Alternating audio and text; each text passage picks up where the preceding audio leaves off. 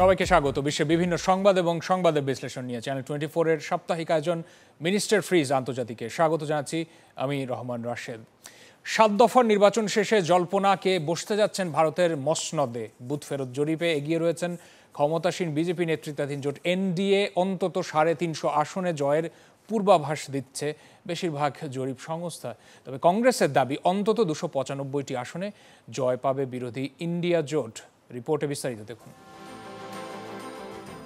আপকি বার 400 পার, এই স্লোগানে এবছর লোকসভা নির্বাচনে মাঠ গরম করে ক্ষমতাসীন বিজেপি নেতৃত্বাধীন এনডিএ জোট। লক্ষ্য 543 আসনের মধ্যে রেকর্ড পরিমাণ 400 আসনে বিজয়। হতে যাচ্ছেও তেমনই ফলাফল। অন্তত বুথ ফেরত জরিপ তো সে কথাই বলছে। মূলত ভোট কেন্দ্রের বাহিরে ভোটারদের কাছ থেকে পাওয়া মতামতের ভিত্তিতে অনুমান চালায় বিভিন্ন জরিপ সংস্থা। এরপর সব মিলিয়ে পূর্বাভাস দেয় কোন দল কত ভোট পেতে যাচ্ছে। Republic Bharat, India news, TV5, Dainik Bhaskar সহ কিছু সংবাদ ভিত্তিক প্রতিষ্ঠান মূলত এই বুথ জরিপ পরিচালনা করে। 2024 সালের লোকসভা নির্বাচনের বেশিরভাগ প্রতিষ্ঠানের বুথ ফেরত জরিপ অনুযায়ী অন্তত 350-র চেয়ে বেশি আসন থাকবে বিজেপি ও তার সহযোগীদের ঝুলিতে। কর্ণাটক, মহারাষ্ট্র ও কেরালায় যেখানে গেরুয়া শিবিরের ভিত্তি ততটা শক্ত নয়, সেখানেও এবার ঘুরে দাঁড়িয়েছে তারা। তবে বুথ ফেরত জরিপকে খুব একটা আমলে নিচ্ছে না কংগ্রেস সহ বাকি বিরোধীরা।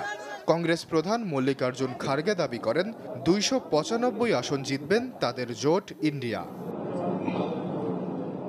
দুই পক্ষের পাল্টাপাল্টি দাবির পর প্রশ্ন উঠেছে কতটুকু সঠিক জরিপ সংস্থার সমীকরণ। সবশেষ লোকসভা নির্বাচন 2019 সালে প্রায় নির্ভুল পূর্বাভাস দেয় বুথ ফেরত জরিপগুলো। সেইবার 350 আসনে জয় পায় এনডিএ জোট। বিজেপির দখলে ছিল 300-র বেশি। বিরোধীদের আসন সংখ্যাও ঠিকমতো ধরতে পেরেছিল সংস্থাগুলো। অবশ্য 2014 সালের নির্বাচনে বুথ ফেরত জরিপ সংস্থাগুলো এতটা নির্ভুল পূর্বাভাস দিতে পারেনি। কিছুটা গরমিল হয়েছিল আনুষ্ঠানিক ফলাফলের সাথে। আশ্বাস চৌধুরী, চ্যানেল 24। এটা বুথ ফেরত জরিপ বলছে এবং মূল ফলাফলের জন্য অপেক্ষা করতে হবে 4 জুন পর্যন্ত। তবে জনগণ কাদের পক্ষে রায় দিয়েছে সেই বিষয়ে জানার চেষ্টা করব এবং সেই সাথে কিছু বিশ্লেষণ থাকছে এই আয়োজনে। আমরা আমন্ত্রণ জানিয়েছি ডক্টর অয়নজিৎ সেনকে। তিনি আন্তর্জাতিক সম্পর্ক বিশেষজ্ঞ, কথা বলবেন আজকের আয়োজনে। এবং সেই সাথে ডক্টর ইমানুল হক, তিনি একজন লেখক এবং সমাজকর্মী। আমাদের সাথে স্টুডিওতে অনলাইনে দুজনই যুক্ত রয়েছেন। স্বাগত জানাচ্ছি ডক্টর অয়নজিৎ সেন এবং ডক্টর ইমানুল হক। আশা করি আমার কথা দুজনই শুনতে পাচ্ছেন। ডক্টর ইমানুল হক, শুরুতে আপনার কাছে একবার যাব। বুথ ফেরত জরিপ অন্তত যে কথা বলছে তাতে করে দেখা যাচ্ছে যে ক্ষমতাসীন বিজেপি তাদের নেতৃত্বাধীন এনডিএ জোট তারা এখন পর্যন্ত বলা হয় যে 543-এর মধ্যে অন্তত 350 আসন ছাড়িয়ে যাবে। যদিও কংগ্রেস হার মানতে নারাজ, তারা অন্তত প্রত্যাশা করছে এবং সেই সাথে সাথে তারা জানিয়েছেন যে 295-এর মতো আসন তারাও পাবেন বলেন, এমনটা তারা ধারণা রাখেন। একটু জানাবেন যে কোনটা ঘটতে যাচ্ছে, বা ডক্টর ইমানুল হক আপনার মতে কি মনে হয় যে বুথ ফেরত জরিপকে ভুল প্রমাণ করতে পারবে কিনা কংগ্রেসের নেতৃত্বাধীন জোট অল ইন্ডিয়া?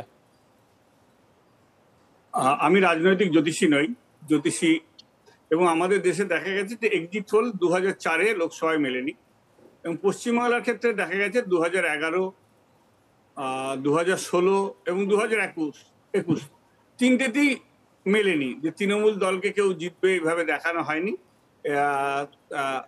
কিন্তু তারা জিতেছেন এবং বিপুল ভোটে পশ্চিমবাংলার তৃণমূল আবার এসছে। আবার মাঝে খানিকটা গত লোকসভা নির্বাচনে এক্সিট পোল যা দেখিয়েছিল তার কাছাকাছি অনেকটা গিয়েছিল লোকসভাতে। কিন্তু সেটার ক্ষেত্রে একটা সমস্যা আছে এই যে আমাদের দেশের অশোকা বিশ্ববিদ্যালয়ের একজন বিখ্যাত অধ্যাপক শুভশ্রী দাস, পরে তার চাকরি চলে গেছে, যে কিন্তু তিনি গবেষণা করে দেখান যে 347টা কেন্দ্রে হিসেবের গড়বড় আছে এবং আদালতে অনেকগুলো মামলাও আছে। আজ পর্যন্ত ভিভিপ্যাটে 347টা গতবারের নির্বাচনের ফলাফল এখনো আমরা পাইনি। গত নির্বাচনে 347টার ফলাফল গত নির্বাচনে, এবং অনেক জায়গাতে দেখা গেছে যে যা ভোট পড়েছে তার থেকে গণনা হয়েছে অনেক বেশি। গতবারে এগুলো আছে, একদম কাগজে এসছে। কিন্তু যেহেতু আমাদের দেশের বৃহৎ মিডিয়া দুটি বৃহৎ ব্যবসায়ী সংস্থার কাছে প্রায় বিক্রি, তারাই তাদের মালিক, সুতরাং এই এক্সিট পোল কতটা ভরসাযোগ্য বলা যায় না। এবং আরেকটা বিষয় হচ্ছে যে ভারতবর্ষের যে মুড সেটা সাধারণত একটা অ্যান্টি ইনকামবেন্সি বিষয় থাকে, এবং আমরা দেখেছিলাম যে প্রথম দিকে 2014-তে নরেন্দ্র মোদী সরকার ক্ষমতায় এসেছিলেন উন্নয়নের মডেল দিয়ে, কোনো মন্দির বা কোনো কিছুর প্রতিশ্রুতি না, উন্নয়ন মডেল দিয়ে। 2019-এ হয়েছিল পুলওয়ামা বলে একটা ঘটনা। থাক এবারের নির্বাচনে সেভাবে কোনো কেন্দ্রীয় বিষয় নেই, এবং পরবর্তীকালে দেখা গেল প্রথম দুটো ফেজে ভোট যথেষ্ট বিজেপি শাসিত রাজ্যগুলোতে কম পড়ছে। তারপরে নরেন্দ্র মোদী যারা চলে গেলেন, যেটা ভারতবর্ষের আইন অনুযায়ী সংবিধানে যে সম্পূর্ণ বেআইনি ধর্মের ব্যবহার উল্লেখ, প্রথম দিকে ঠারে ঠারে বললেও সরাসরি তিনি মুসলমান সম্প্রদায়কে আক্রমণ করতে লাগলেন, যেটা খুব দুঃখজনক, বেদনাদায়ক। এবং আমাদের প্রাক্তন প্রধানমন্ত্রী বলেছেন যে এটা উনি প্রধানমন্ত্রীর পক্ষের মধ্যে অমর্যাদাকর।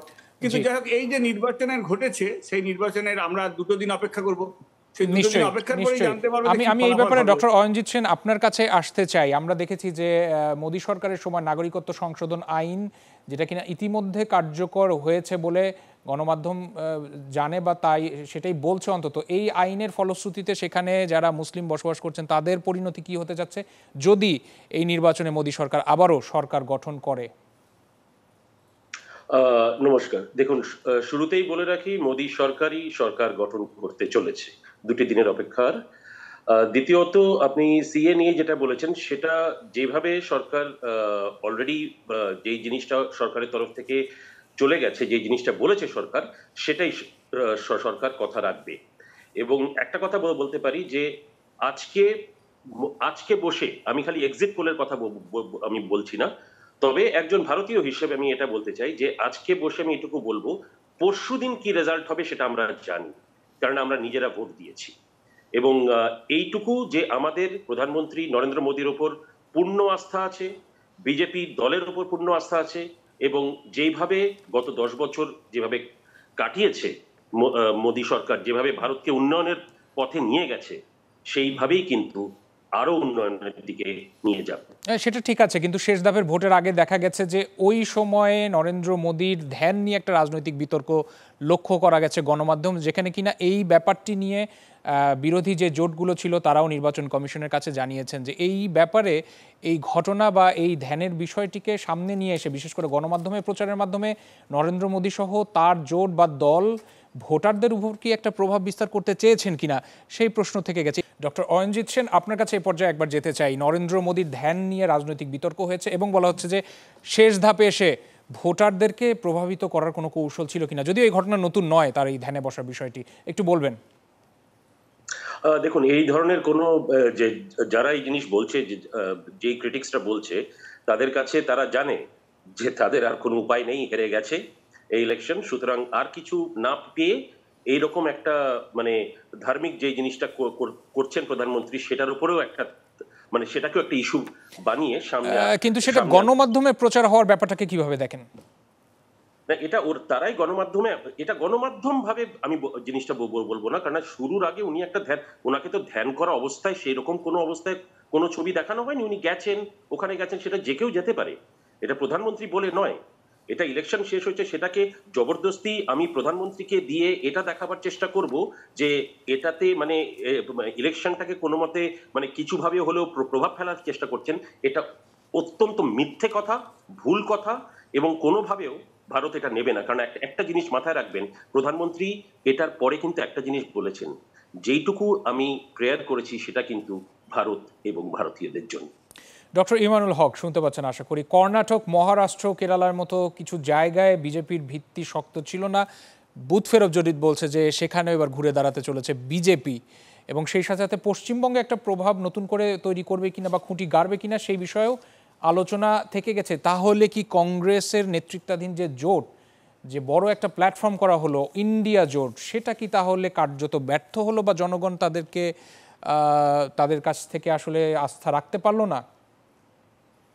এখনই এক্সিট পোলই তো বলা যায় না, তাহলে তো বলতে হবে যে আর ভোট করার দরকার কি, ঘোষণা করে দিয়ে হয় ফলাফল, তো দরকার হয় না। কিন্তু তারা বেশ আত্মবিশ্বাসের সাথে বলছেন, ডক্টর অয়নজিৎ সেনও বলছিলেন যে ফলাফল ইতিমধ্যে জানেন। উত্তরপ্রদেশের জনসভাগুলোতে ইন্ডিয়া জোটের ভিড় হয়েছে, এটা অভূতপূর্ব।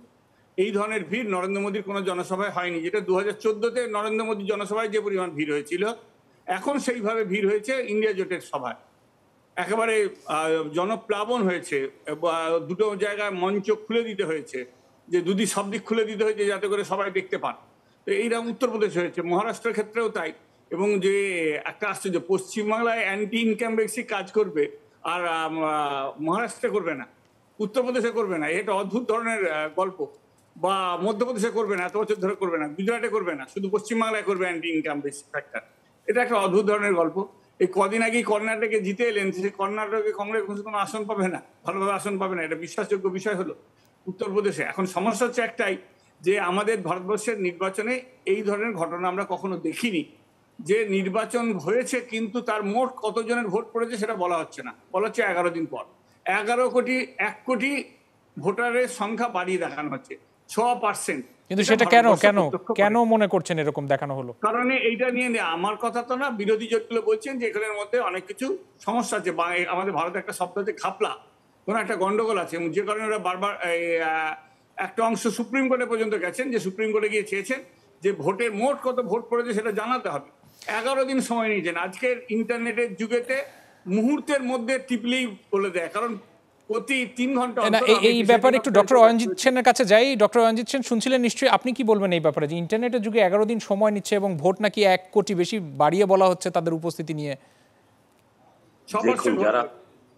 যারা হারের মুখে থাকে তারা তখন যেটাই সামনে পাবে, ডোবার সময় জলে নদীতে ডোবার সময় যা কিছু সামনে হাতে পাবে সেটাই তাদের সম্ভব।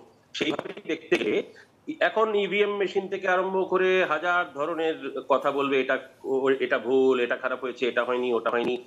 দেখুন, সরকার বিজেপি করতে চলেছে এবং শুধু একটা স্বল্পভাবে গেইন নিয়ে নয়, এবং এইটুকু বলতে পারি যে একটা ফুল ফ্লেজেড স্কেলে ভারত সরকার যেভাবে বিজেপি সরকারে এসেছিল গতবার, তার থেকেও বেশি সংখ্যক সিট নিয়ে এবার সরকারে আসতে না, কিন্তু সেই আত্মবিশ্বাস তো দেখিয়ে বলেছেও যে 400 পার হয়ে যাবে, সেটা কিনা হচ্ছে না, বুথ ফেরতেই আসছে না।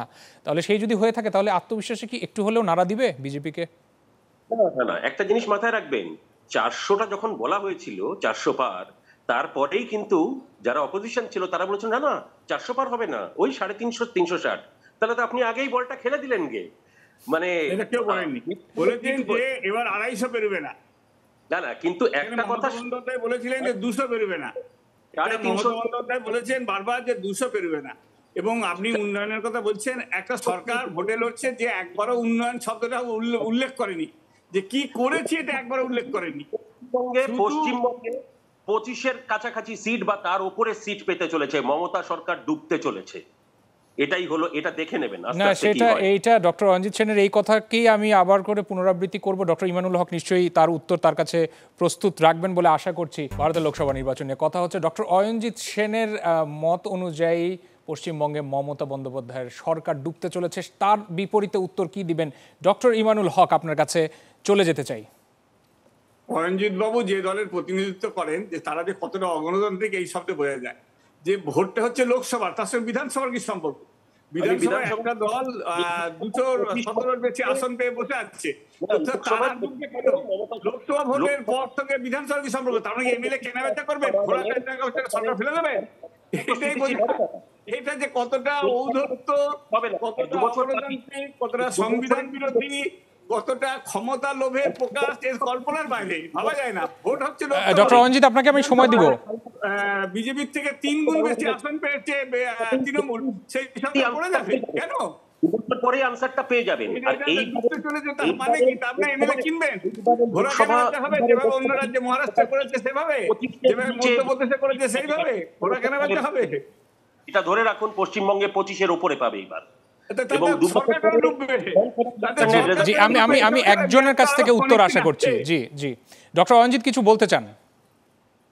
হ্যাঁ, আমি এটাই বলছি যে আমি মমতা সরকারের এখনের কথা কিছু বলছি না, আমি বলছি যে কটা সিট বিজেপি পেতে চলেছে এই লোকসভা নির্বাচনে, সেটা 21 তো আমি খুবই কম বলছি, 25-এর উপরেই যাওয়ার কথা। তবে যেটা পেতে চলেছে সেটা তৃণমূলের থেকে অনেক বেশি, 1 নম্বর।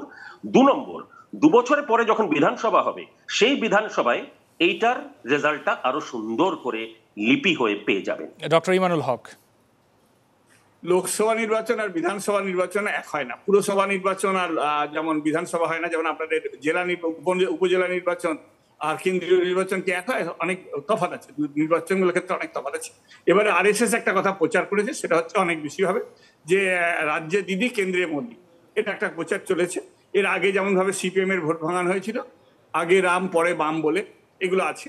তো আমিও বললাম যে আমি রাজনৈতিক জ্যোতিষী নেই, এবং আমি সংবিধানের উপর আস্থা রাখি, গণতন্ত্রের প্রতি আস্থা রাখি, এবং আমার দেশের মানুষের প্রতি আমাদের আস্থা আছে। কিন্তু ডক্টর ইমানুল হক, আপনার কাছে এই পর্যায়ে একটা প্রশ্ন রাখতে চাই যে কংগ্রেস যে আত্মবিশ্বাসের সাথে বলেছে যে 295টার মতো আসন তারা পেতে যাচ্ছেন বা পাবেন বলে তারা আত্মবিশ্বাস রাখেন, সেটার সাথে আপনি একমত?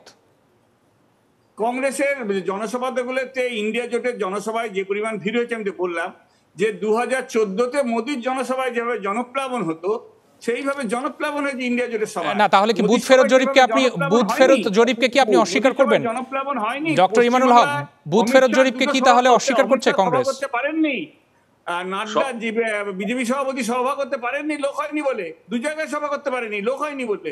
জি জি, না তাহলে বুথ ফেরত জরিপকে কি করতে পারেননি ডক্টর ইমানুল হক, বুথ ফেরত জরিপকে কি তাহলে কংগ্রেস অস্বীকার করছে?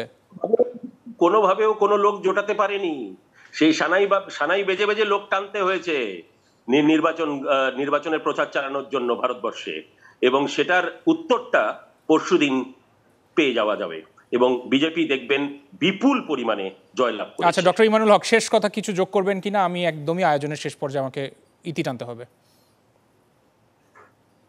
জনগণের প্রতি আস্থা রাখতে হবে, এবং সংবিধান যাতে ভুলণ্ঠিত না হয়, এবং যে 17C অর্থাৎ যে ভোট পড়েছে আর যে ভোট গোনা হচ্ছে সেইটার মধ্যে যেন সমানতা থাকে, এবং যে ব্যালট বক্সে ভোট হয়ে ইভিএম এ ভোট হয়েছে সেই ইভিএমটাই যেন হাজির হয়, এটাই আমাদের প্রার্থনা। আচ্ছা, অনেক ধন্যবাদ। ভারত বিভাগের এটাই আমাদের প্রার্থনা যে সঠিকভাবে গণনাটা যেন হয়। ডক্টর ইমানুল হক, অনেক ধন্যবাদ আপনাকে, এবং জিতবে বিজেপি। জি ডক্টর অঞ্জিত সেন, আপনাকেও ধন্যবাদ। অনেক ধন্যবাদ জানাচ্ছি দুজনকেই আজকের আয়োজনে যুক্ত হওয়ার জন্য। এই মূল যে ফলাফলের জন্য অপেক্ষা করছে গোটা জাতি এবং ভারতের জনগণ, তাতে করে আমার মনে হয় যে 4 জুন পর্যন্ত অপেক্ষা করতে হবে, এবং সেই অপেক্ষার ফলাফলই জানা যাবে যে কে বসতে যাচ্ছেন ভারতের নতুন মসনদে, নতুন ক্ষমতা নিবেন, এবং সেই সাথে সাথে দেশের দায়িত্ব নিবেন, জনগণের প্রতিনিধিত্ব করবেন। এরই সাথে সাথে মিস্টার ফ্রিজ আন্তর্জাতিক আজকের মতো আয়োজন শেষ করতে চাই। সবাইকে ধন্যবাদ সাথে থাকার জন্য।